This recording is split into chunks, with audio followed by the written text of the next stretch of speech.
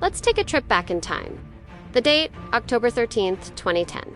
What was the world like on this specific Wednesday? Buckle up, because it was a pretty big day.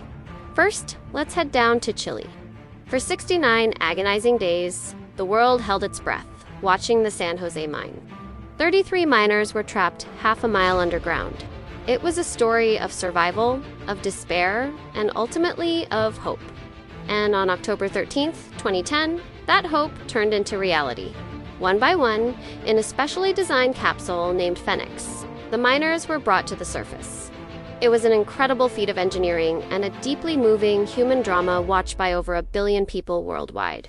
The cheers, the tears, the reunion with families. It was a moment of pure collective joy for the entire planet.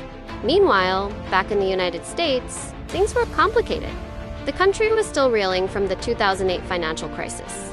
The economy was in what they called a jobless recovery. The Dow Jones Industrial Average was hovering around 11,000 points, which was a big improvement from the lows of the crisis, but people were still incredibly anxious. The unemployment rate was a stubborn 9.6%. Think about that almost 1 in 10 people who wanted a job couldn't find one. Foreclosure signs were still a common sight, and the Great Recession was a phrase on everyone's lips. People were saving every penny, and the sense of economic uncertainty was palpable. But, even in tough times, we find escape.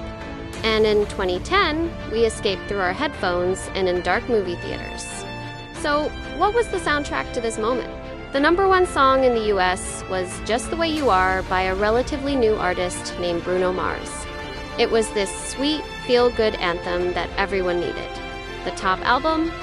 That was I Am Not a Human Being by Lil Wayne.